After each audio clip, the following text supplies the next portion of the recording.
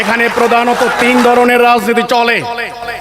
একটা হলো ধর্মকে নিয়ে রাজনীতি, আর একটা হলো সেকুলার গণতান্ত্রিক রাজনীতি, আর একটা হলো বাম আদর্শের উপরে রাজনীতি। যারা রাজনীতি করেন, বিশেষ করে আওয়ামী লীগ, বিএনপি, এখন তো আওয়ামী লীগ নাই, বিএনপি জাতীয় পার্টি, এনসিপি আছেন, অন্যান্য দলগুলি, তারা মনে করেন জাতীয় রাষ্ট্রীয় জীবনে আল্লাহর আইনের কথা বলবে ধর্মীয় সংগঠনগুলি, আমাদের সেই দিকে নজর নাই। কিন্তু আমি সেটা মানি না, মানতে পারি না। আমি দেখেছি, আমি বাল্যকাল থেকে বাংলাদেশের পরিপ্রেক্ষিতে দেখেছি, যেই দলে করেন না কেন, মুসলমানের সন্তান, আপনি আল্লাহকে বিশ্বাস করেন, আপনি বিএনপি করেন আর এনসিপি করেন আর জাতীয় পার্টি করেন আর আওয়ামী লীগ করেন, আপনি যেই পার্টি করেন না কেন আপনি আল্লাহকে বিশ্বাস করেন।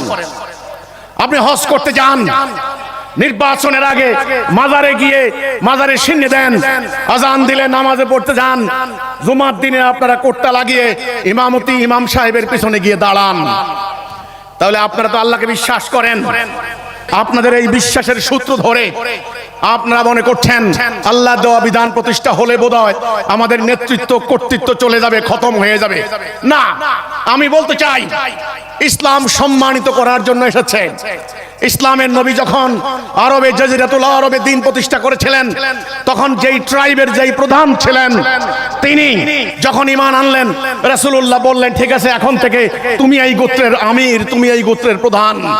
শুধু সিস্টেম পরিবর্তন হয়েছে।